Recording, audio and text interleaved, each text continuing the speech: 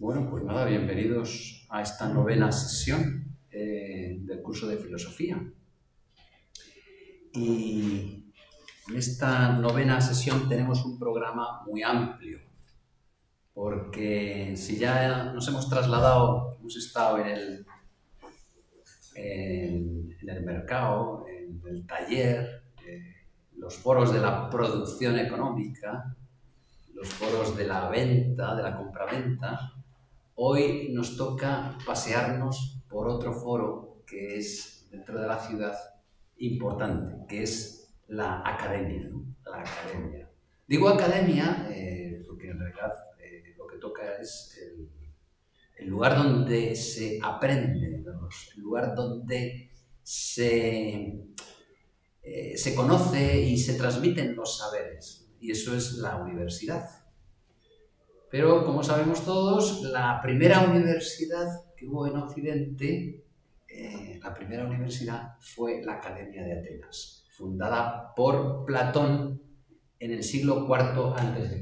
Bueno, pues hoy nos toca el mundo del saber, el saber humano, digamos, el conocimiento, la ciencia, ¿no? Ese es el objetivo que tenemos hoy, ¿no? Entonces, nos toca, vamos a tener como tres apartados fundamentales. Uno, ¿qué es conocer? El conocimiento. Muy buenas. El conocimiento, y luego nos vamos a ocupar de la ciencia natural en primer lugar, natural, y las ciencias humanas. Bueno, pues este es el recorrido que queremos hacer esta tarde. Como ven, cada uno de estos temas pues, nos podría ocupar una clase, un curso, o sea, son temas enormemente amplios, ¿no? Pero aquí lo que vamos a hacer es sencillamente sobrevolar estos temas y situarnos en las ideas principales, ¿no? Bueno, pues el conocimiento, ¿no? Eso que es tan propio del ser humano, del Homo sapiens, el ser que conoce, ¿no? Que sabe, que le interesa conocer, que busca la observación de las cosas, que está siempre indagando, está buscando enterarse de todo, ¿no? Bueno, pues es propio del ser humano el buscar el conocimiento de la realidad, ¿no? Ya decía Aristóteles en la Metafísica, en uno de sus principales libros, la primera frase es: todos los hombres desean por naturaleza saber. Es decir, estamos deseosos de saber, estamos deseosos de conocer lo que está pasando en el mundo, lo que sucede, la naturaleza, las personas, los eventos sociales. Estamos todos deseosos de información. Estamos en la sociedad de la información, la sociedad del conocimiento. Y hoy día, pues lo que es la gran revolución de los tiempos actuales es la revolución del conocimiento. Es decir, que hoy día tenemos acceso a través de las redes sociales, tenemos el acceso a todos los saberes y de una manera pues inmediata, ¿no? Gracias a las tecnologías actuales, que son medios de difusión del conocimiento y de acceso del conocimiento, ¿no? O sea que tenemos una gran fortuna en este sentido, ¿no? Antes había que trasladarse a las bibliotecas o había que trasladarse a las academias, a los lugares donde se impartía el saber. Ahora lo tenemos todo en casa, ¿no? ¿Verdad? Lo tenemos todo en el teléfono móvil. Bueno, ¿qué es conocer? Por una parte existe el conocimiento de la realidad concreta, ¿no? La realidad concreta, toda la realidad se está moviendo. Todos los seres estamos en movimiento. Bueno, pues el conocimiento es una captación de ese ser que se mueve. Para conocer ese movimiento, esas acciones, esa actividad, esa conducta, ese comportamiento o esas manifestaciones de los fenómenos de la naturaleza, ¿no? Es decir, es captar, conocer, está definido clásicamente como la posesión intencional del objeto conocido. Es decir, yo me hago con lo conocido cuando conozco. Conocer es poseer. Captar. Conocimiento está muy relacionado con el concepto, ¿no? El concepto es algo que es algo concebido, es decir, yo concibo el concepto. Cuando concibo el concepto, los clásicos decían, lo que concibo es la forma separada de la materia del objeto. Es decir, conozco la esencia, la naturaleza de la realidad. Esa es un poquito la concepción clásica de conocer.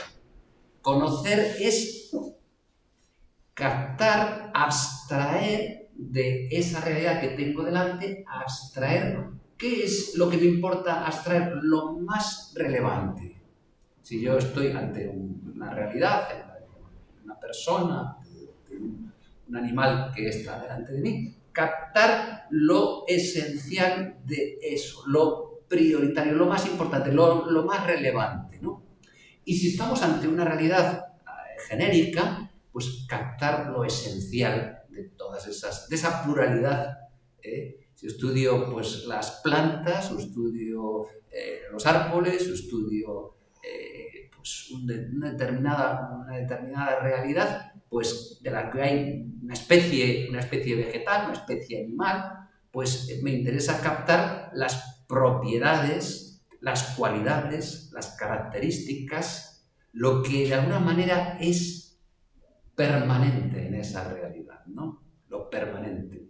No me interesa a lo mejor lo mudable o lo que sucede de una manera accidental, sino lo que es en esencia, esa realidad, ¿no? Por tanto, conocer es captar la realidad, captar lo esencial, captar lo permanente, captar la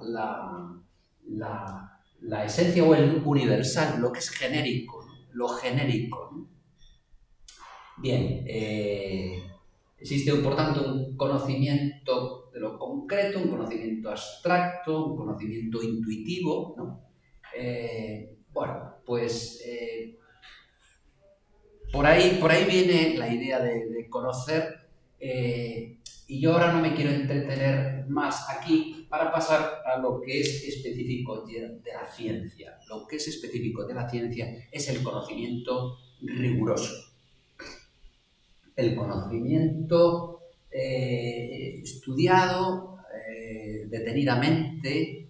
El conocimiento científico es aquel conocimiento que parte de la observación de los fenómenos de la naturaleza y trata de captar, ve que en la naturaleza hay unos dinamismos, la naturaleza hay unos fenómenos, hay unas leyes que están ahí, que fijan de alguna manera el comportamiento habitual de la realidad. Entonces, la ciencia lo que hace es partir de la observación.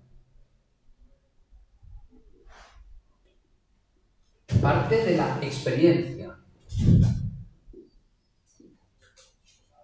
Y a partir de la experiencia busca pues llegar a lo que es el conocimiento de las leyes dinámicas, todo ese dinamismo que hay en la naturaleza. Hay unas leyes dinámicas, pues esas leyes que rigen la naturaleza, pues por ahí va el concepto de ciencia, ¿no?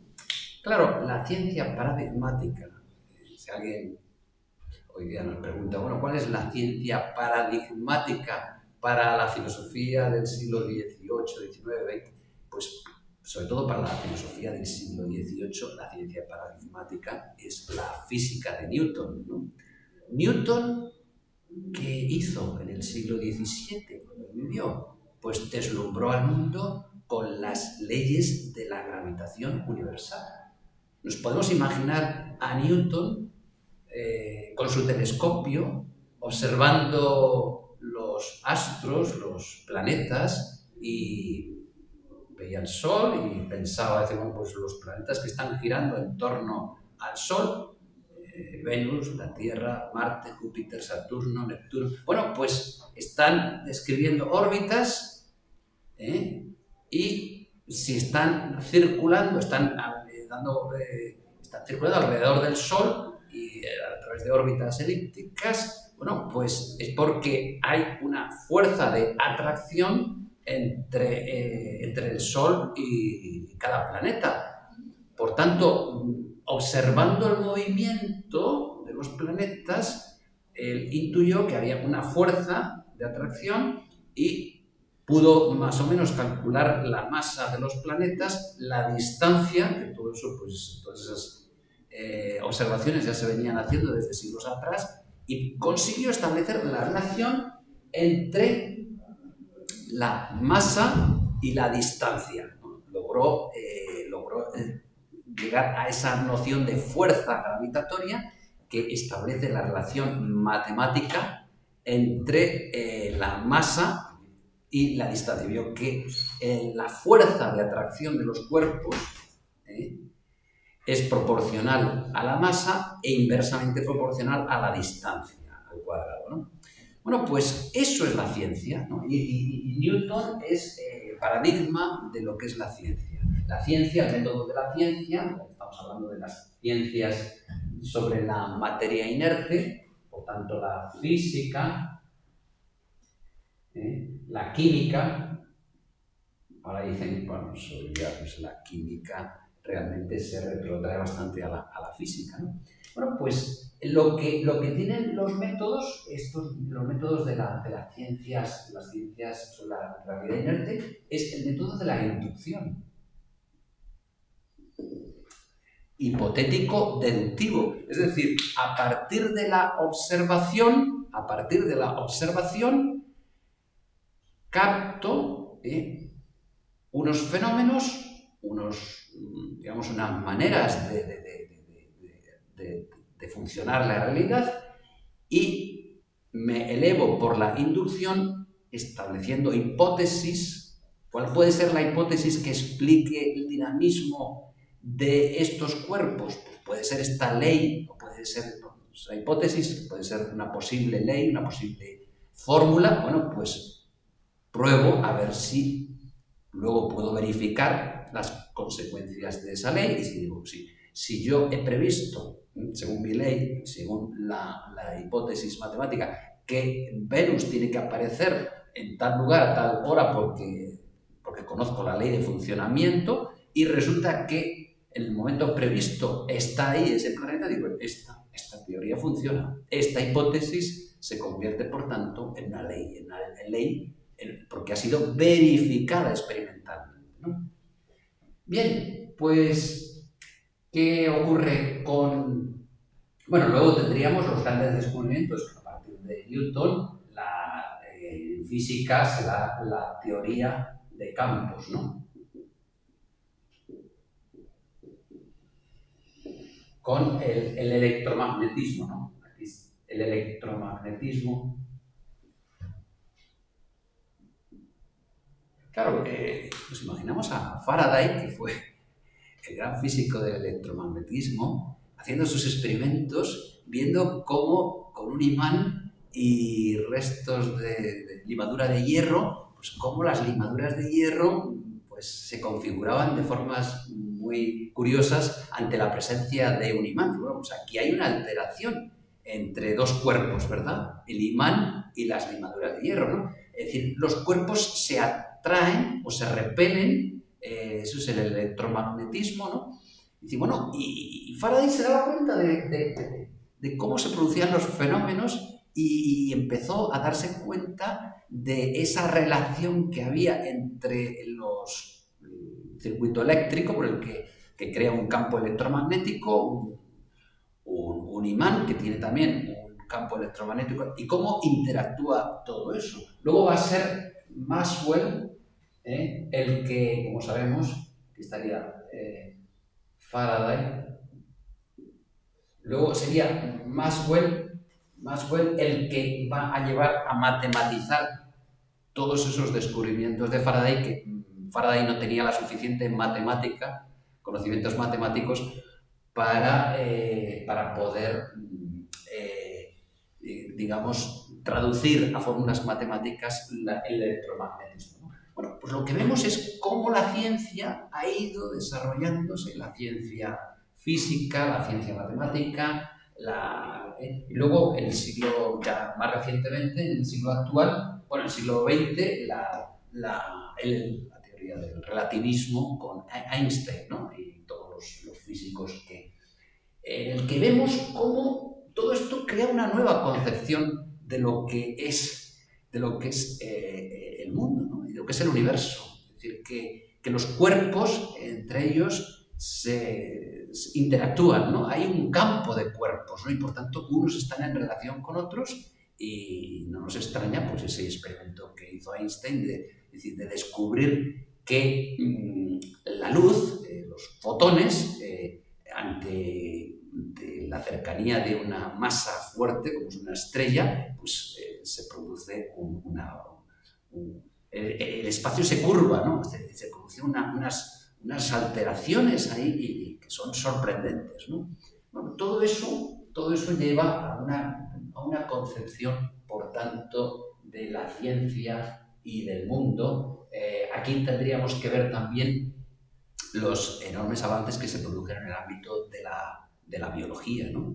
La bioquímica, la biología molecular, cuando pues, se descubre pues la célula, se estudia la célula y los componentes químicos que hay dentro de la célula, el ADN, toda la información genética, cuando además estudian las proteínas y se ve cómo una proteína pues, tiene un modo de estar plegada y una composición química que realiza unas funciones específicas dentro del ser vivo, ¿no? Entonces, claro, la observación, ¿no? El conocimiento, el poder llegar a ver estas cosas con los microscopios, grandes microscopios, los microscopios electrónicos, y encontrar la estructura, lo digo ya cuando se ha desvelado el código genético humano, ¿no?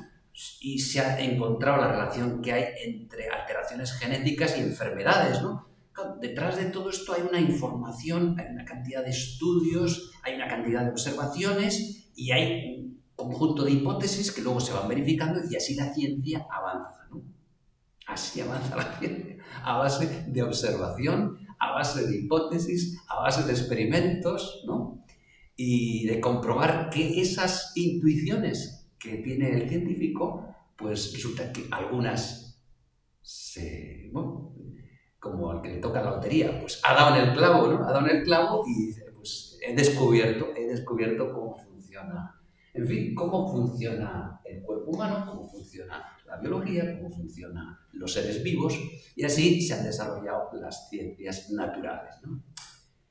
Esto es lo que yo quería decir sobre las ciencias naturales, ¿no? El modelo de ciencia, por tanto, es la física de Newton y luego todas las ciencias que han venido después, pero en el fondo, esto dio lugar a una concepción de que la ciencia por antonomasia es la ciencia experimental, la ciencia que se puede verificar. Y eso llevó a lo que conocemos por cientificismo, el cientificismo. ¿Qué es el cientificismo? Bueno, pues para ciencias, la ciencia experimental. El resto de las ciencias, lo que llamamos, lo que se ha podido hablar de ciencias humanas, las de toda la vida, pues sobre toda la vida se han desarrollado ciencias humanas, pues, la economía, la psicología, la filosofía, luego vino la sociología y tantas ciencias, el derecho, por supuesto, en fin, podríamos Todas estas ciencias, desde el cientificismo, ¿cómo se conciben? Bueno, como ciencias secundarias. ¿Por qué? Porque no siguen el paradigma de ciencia que es la ciencia de Newton, la ciencia experimental, la ciencia que además permite el progreso. Entonces aquí el gran exponente del cientificismo es Auguste Comte, filósofo francés, que bueno, pues está en el contexto de la filosofía positivista. ¿Qué es la filosofía positivista? El positivismo, aquella filosofía que es heredera de ese planteamiento en el que lo realmente valioso para el saber auténtico es el saber experimental, el saber que se puede verificar y además el saber que permite obtener utilidades. ¿Qué es útil? ¿Por qué? Porque la ciencia permite la técnica y la técnica resuelve problemas, resuelve enfermedades, resuelve la producción económica, resuelve muchas cosas. Pero en cambio las ciencias humanas, pues uno dice, bueno, pues realmente no tienen esta utilidad práctica, ¿no? Entonces, en este contexto del cientificismo y de Comte es cuando aparece el gran filósofo que yo quería traer esta tarde. Quería traer dos filósofos que son Dilthey y luego hablaremos de Gadamer. Dos filósofos alemanes. Y estos filósofos se dan cuenta de que el gran problema que tenemos es el estatuto epistemológico, es decir, el valor como ciencia de las ciencias humanas. Las ciencias humanas son las ciencias muy desprestigiadas, porque tenemos el modelo de ciencia del cientificismo, el modelo de ciencia experimental. Entonces, ¿cómo salvamos las ciencias humanas? Lo que Dilthey llamaría las ciencias humanas o ciencias del espíritu, ¿no? Entonces, ahí es cuando surge el gran concepto que es el concepto de comprensión. A diferencia de las ciencias naturales, que lo que buscan es explicar los fenómenos y conocer las leyes de los fenómenos a través de las explicaciones, de todo lo que es el aparato científico, hay una realidad. Claro, las ciencias naturales funcionan explican, ¿verdad?, los fenómenos naturales y lo explican con el binomio causa-efecto, ¿no? Es decir, lo que ven es que si se produce un efecto es porque detrás hay una causa, y lo que yo trato como científico es descubrir cuál es la causa que hay en ese efecto. Es decir, conocer los efectos, los fenómenos de la naturaleza, conocer sus causas. Este binomio es útil para las ciencias naturales, las ciencias experimentales, pero no para otra realidad, una realidad nueva que aparece en el universo, que es el ser humano, el Homo sapiens. ¿Por qué? Porque el Homo sapiens tiene una peculiaridad, que es algo que no entra en la relación causa-efecto. Y esa peculiaridad es la libertad. Las acciones que realiza el Homo sapiens no son acciones de causa-efecto. ¿Por qué? Porque el modelo de causa-efecto puede servirme para conocer la conducta de un perro, de un gato, de un caballo, de una vaca, es decir, cómo funciona el dinamismo y el comportamiento de los seres vivos o de los planetas o de los cuerpos, la manzana que cae de verdad atraída por la gravedad. Eso sí que efectivamente obedecen a leyes mecánicas o a leyes conductuales de los seres vivos, pero en el hombre hay una novedad radical. Y esa novedad radical es la libertad. Y entonces Las acciones, las ciencias del espíritu, ¿qué estudian? Estudian precisamente las acciones humanas. Estudian lo que es propio de la libertad y lo propio del ser libre, que es la cultura. Las acciones libres, las acciones que el hombre realiza, las instituciones, las costumbres humanas de los pueblos, no se pueden reducir a un problema de causa-efecto. Y efectivamente, dentro de las ciencias humanas ha habido la tentación, y en cierto modo hay una parte de ciencias humanas que pueden obedecer a modos de ser del hombre o conductas que son puramente naturales, ¿no? Y existe también un sociologismo positivista, es decir, bueno, pues yo puedo estudiar la sociedad y estudiar una serie de leyes, estadísticamente lo que sucede, lo que pasa cuando sucede un fenómeno de este tipo, entonces, bueno, y puede estudiar los conflictos, incluso puedes hacer una teoría de un delincuente. Un delincuente, pues es un señor que resulta que haga una estadística de todos los delincuentes y bueno, pues ya se ve que la persona que tiene estos rasgos, que tiene esta historia, que tiene este pasado o es un prototipo de delincuente. Es decir, que hay posibilidad de hacer un tipo de ciencia humana basada, sobre todo en estadística, en matemática, en comportamientos, en constantes más o menos frecuentes, pero lo que son las ciencias humanas, si yo realmente quiero abordarlas en su especificidad propia, entonces tengo que partir del conocimiento, del estudio de la acción considerada desde el actor, desde el interior del actor. Y eso requiere un método distinto, que es el método de la comprensión.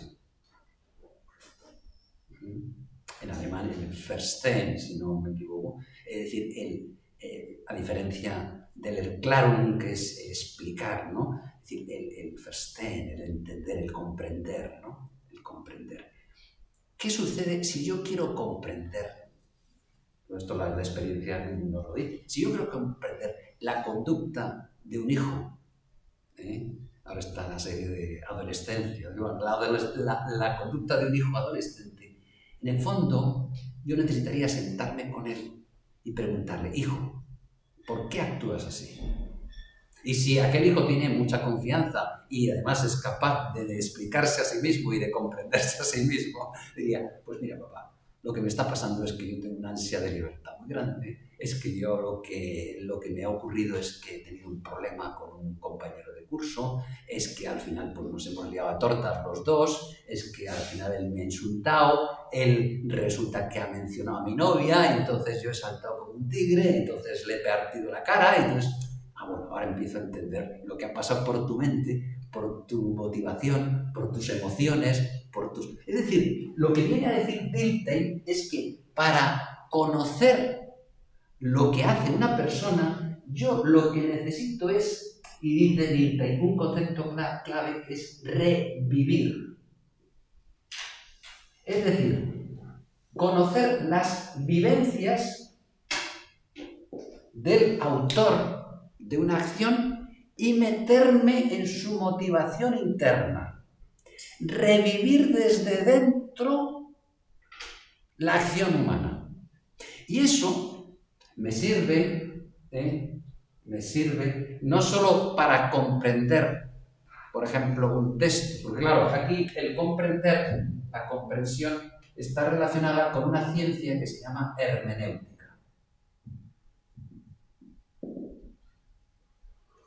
La hermenéutica. ¿Qué es la hermenéutica? Es la comprensión. ¿Para qué se ha utilizado clásicamente la hermenéutica? Para comprender los textos, sobre todo los textos antiguos. La hermenéutica de la Biblia, por ejemplo, la comprensión de los textos bíblicos.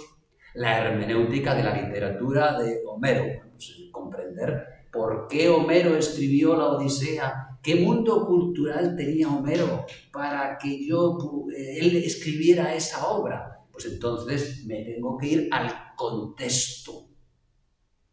Me tengo que ir al contexto de la obra, me tengo que ir al momento histórico en el que se escribió esa obra, me tengo que meter en la cultura de Homero. Si yo quiero entender la poética de Platón, o la República de Platón, me tengo que meter en el mundo griego, en la cultura griega, en el contexto de la historia. Y entonces, si yo me meto en ese contexto histórico, puedo comprender por qué se escribió lo que se escribió, por qué se produjeron las obras que se produjeron entonces. Y así eso me permite comprender la literatura, me permite comprender el derecho romano, me permite comprender los hechos de la historia, me permite comprender, es decir, todo lo que es las obras culturales a lo largo de toda la historia. Lo que tengo que hacer, según Dilthey, es meterme en ese contexto cultural de la época y a entender al autor. Es Dilthey que hace, pues, emplea la hermenéutica para la explicación de las ciencias del espíritu. Toma el concepto de hermenéutica, lo toma de un autor alemán que había escrito un tratado de hermenéutica, Schleiermacher, no sé si les suena. Este autor que escribió un tratado de hermenéutica y que fue olvidado, porque la verdad es que en aquella época Dilthey, estamos en el siglo XVIII, ahora les voy a decir con un poquito de exactitud la fecha de Dilthey. Dilthey es, siglo XIX,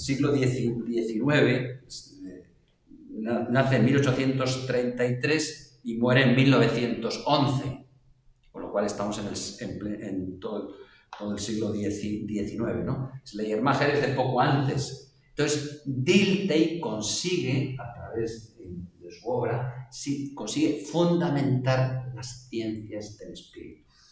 Y realiza, pues, aborda todo un estudio de lo que es la hermenéutica, la comprensión. Hermenéutica viene del dios Hermes, que es un dios muy curioso. El dios Hermes es el dios de los viajeros. Ese Dios que atraviesa las fronteras, que acompaña al viajero más allá de las fronteras, a los comerciantes, y además es el Dios que les hace que un comerciante, pues, pueda, con un poco de cuquería, sacar beneficio propio, entendiendo y un poquito también engañando a aquellos con los que trapichea y con los que comercia, ¿no? Es decir, Hermes es también el dios que permite descubrir lo ignoto, lo profundo, lo que está ahí, ¿no? Lo que está en el texto. O sea, se va a aplicar a los textos. Es decir, la hermenéutica es la ciencia que me permite interpretar el fondo del texto, conocer el fondo del texto, comprender el texto. ¿Sí?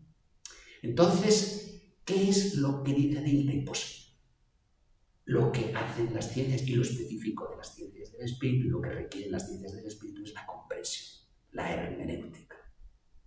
Comprender el sentido de los textos que tratan sobre el espíritu humano, sobre la cultura. Entonces, lo propio de todas las ciencias del espíritu es que se basan en un método comprensivo, en la hermenéutica, para comprender, entender lo que está ahí, ¿no? Y la hermenéutica va a permitir entender, pues, los textos legislativos, los textos de derecho, los textos jurídicos, los textos literarios, los textos filosóficos, porque dice, toda obra humana tiene que ser comprendida y revivida en su época histórica, en su momento histórico, en su contexto histórico. Por tanto, yo tengo que conocer la tradición histórica en la que esa obra ha salido y ha venido al mundo, ¿verdad? Entonces, me tengo que meter en ese contexto. Claro, lo que dice Dilthey y es muy interesante y permite de alguna manera justificar las ciencias del espíritu, las ciencias humanas. Porque esa es la clave y eso es algo específico y de esta manera logra Dilthey pues establecer esa distinción. Bueno, pues aquí están las ciencias naturales, muy útiles para lo que sirven, pero luego las ciencias del espíritu tienen un método propio y un método que no es el científico de la ciencia experimental. Por lo tanto, no sirve el método de la ciencia, sino que sobre todo hay que comprender el contexto cultural de cada obra, de cada rama, de cada ciencia del espíritu, para poder, metiéndome ahí, pues darme cuenta de lo que significa esa obra, ¿no? Bueno, pues aquí lo que ya me interesa a mí, bueno, entonces lo que ocurre es que lo propio de Dilthey es el llamado historicismo. El historicismo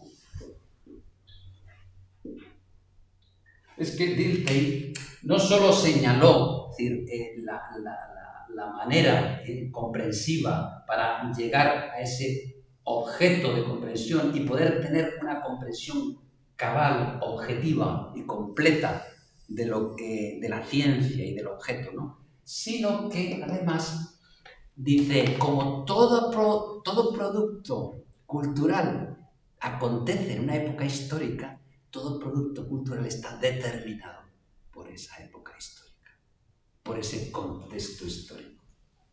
Entonces, de alguna manera, Dilthey lo que plantea es un historicismo, es decir, si no nos metemos en la época, en la historia, no podemos comprender. Tenemos, por tanto, que retrotraernos a la época histórica. Incluso las obras filosóficas no se pueden entender si no se mete en esa perspectiva. Acuérdense ustedes de que ese perspectivismo está también presente en Ortega y Gasset. Dice, cada persona cuando realiza una producción, una poesía, una obra literaria, está en un punto, y desde ese punto de vista contempla y realiza todo. Por tanto, yo tengo que meterme en esa perspectiva, en ese punto, para desde esa perspectiva, pues comprender lo que son los productos culturales, ¿verdad? En el fondo nos está diciendo Dilthey que toda la existencia humana requiere comprensión. La comprensión no es propia solo de las ciencias del espíritu, sino también de toda existencia. De hecho, luego vendrá otro filósofo que es Heidegger, ¿no? Bueno, Heidegger es existencialismo, ¿no? Algunos no estarían muy de acuerdo en que es, pero es un filósofo de la existencia, ¿no? Y dice Heidegger, realmente existir es comprender. Existir requiere comprender, ¿no? Bueno, pues ya paso a Gadamer. Gadamer nace en el año 1900 y muere en el año 2002, o sea, muere con 102 años, ¿no? Gadamer es el padre de la hermenéutica filosófica. Es decir, con Gadamer llega ya esa hermenéutica de Dilthey, ya adquiere un cuerpo mucho más sólido, ¿no? Es que Gadamer era amigo de Heidegger. Entonces Heidegger se lo llevó bueno, al final acabaron en la misma universidad y se hicieron muy, muy buenos amigos, ¿no? Pues no sé si Gadamer me parece que llegó a escribir una biografía de Heidegger, me parece, ¿no? El caso es que eran muy buenos amigos. Y se dice que Heidegger sacó a Gadamer del contexto de la filosofía neokantiana en la que estaban los compañeros de Gadamer, ¿no? Y se lo llevó a un planteamiento mucho más existencial, ¿no? Gadamer va a profundizar en esto de que la existencia requiere comprensión.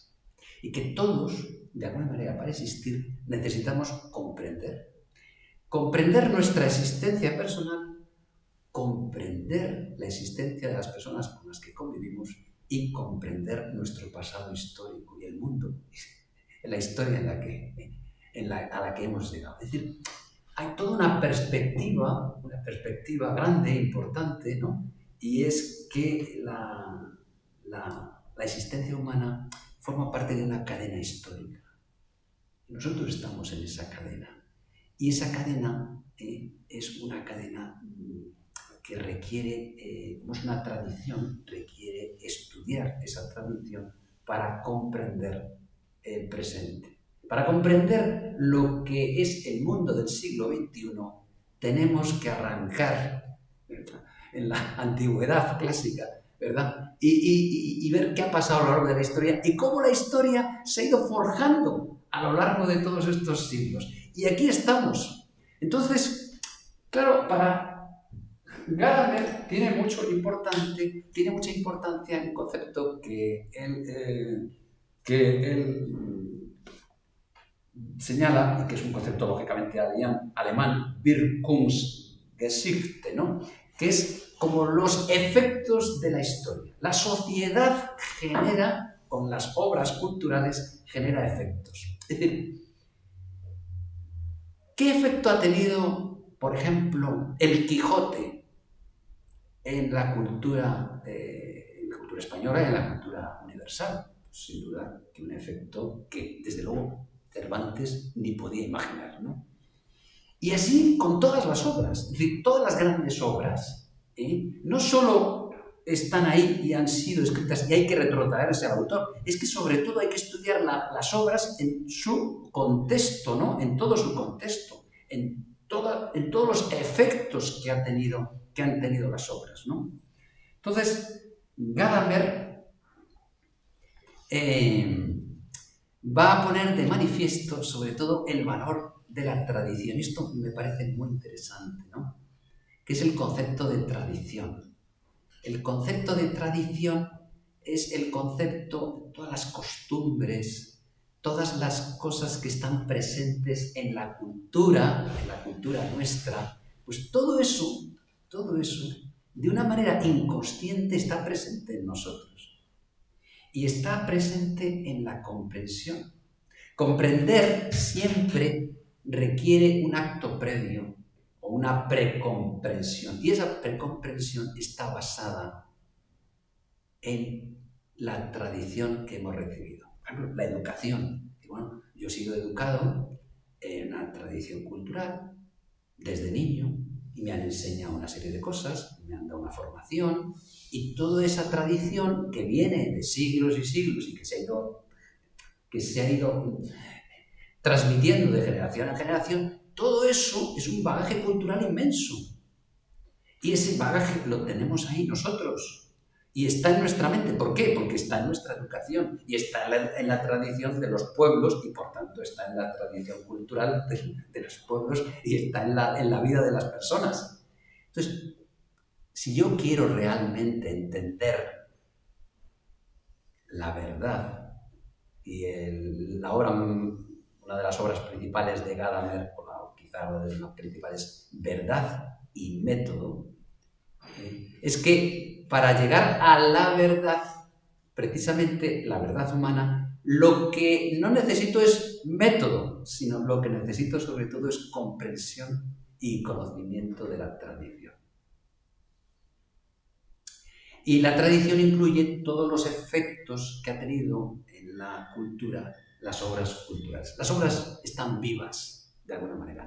Cada obra, he citado una obra de literatura famosa, El Quijote, pero podríamos hablar de cualquier obra, no solo obras literarias, cuadros, esculturas, y luego pues todas las obras también culturales, es decir, bueno, pues, la legislación, el derecho romano y bueno, todo lo que han sido las obras culturales tienen su vida propia y esa vida propia tiene un efecto sobre las personas, sobre la sociedad, sobre la cultura, y eso está ahí como el gran concepto, uno de los grandes conceptos que que trata Gadamer es el concepto de tradición y el valor de la tradición, ¿no?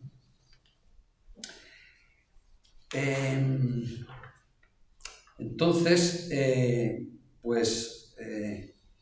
la comprensión de las obras culturales requiere tener en cuenta el valor positivo e interpretativo de la tradición, es decir, el contexto cultural en el que nacen y crecen las obras culturales. En cada época histórica. Comprender la cultura requiere situarla en el contexto de sus prejuicios o tradiciones. Para Gadamer, los prejuicios no son algo a evitar. Dice, no, pues es que los prejuicios son algo natural en la persona. Toda persona tiene una serie de prejuicios, tiene un contexto cultural que es propio. Dice, bueno, esos prejuicios no son algo negativo, son algo positivo, valioso para entender las obras culturales, ¿no? Para entender para comprender la cultura, ¿no? Juzgar la historia requiere comprenderla con los prejuicios propios de sus autores y de su tiempo, ¿no? Bueno, pues entonces Gadamer dice, así para resumirlo en sus conceptos fundamentales, conocer presupone siempre un contexto cultural, unos puntos de partida, una tradición o cultura recibida, unos presupuestos o prejuicios. Ahí está la tradición, las costumbres, las instituciones. Pues todo eso forma parte de ese acervo cultural, ¿no? Entonces, la comprensión es siempre situarse en una determinada perspectiva personal y dice Gadamer, bueno, ese punto de vista en el que uno se encuentra para conocer y comprender las obras culturales y la cultura y toda la realidad en la que se encuentra una persona en la existencia, siempre es una perspectiva con un horizonte finito, limitado, parcial, ¿no? Es decir, bueno, pues claro, el sujeto está dentro de su punto de vista y tiene su propio horizonte de comprensión, desde su tradición, desde sus costumbres, de las instituciones que ha recibido, bueno, pues tiene que es limitado, ¿no? Pero bueno, pues es lo que le sirve para comprender, ¿no? Comprender la cultura de los demás significa trasladarnos hacia la perspectiva con la que actúan los demás. Nuestro horizonte tiene la posibilidad de ser ampliado y encontrar nuevos horizontes. Este es un concepto para Gadamer muy clave, el horizonte de comprensión.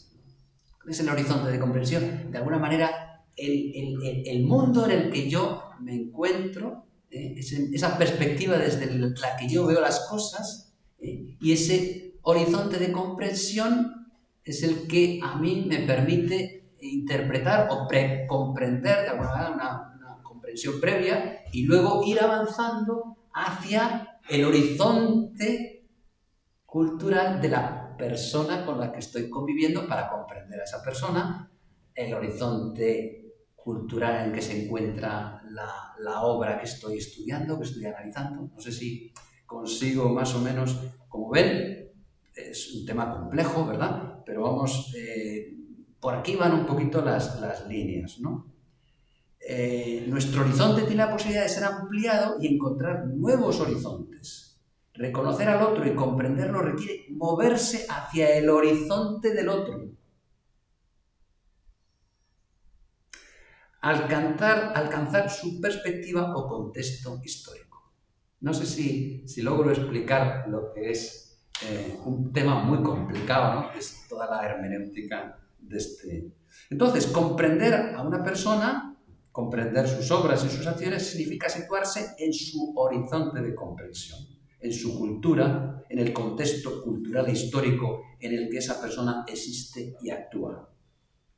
La comprensión requiere que el horizonte del intérprete, yo si quiero comprender algo, al relacionarse con el del autor, quiero comprender pues, a un pintor, Goya, que cuando pintó los fusilamientos del 3 de mayo, por ejemplo, eso ya lo veremos en la próxima sesión, que ya trataremos sobre el arte, bueno, me tengo que meter un poquito en el horizonte de comprensión de este pintor. Si quiero comprender pues, cualquier obra literaria, pues, quiero entender a Goethe, por ejemplo, o quiero comprender a cualquier autor literario, pues me tengo que meter en ese horizonte de comprensión desde el que ha escrito esa obra, y también cómo esa obra ha influido en la cultura hasta llegar a nosotros, ¿no?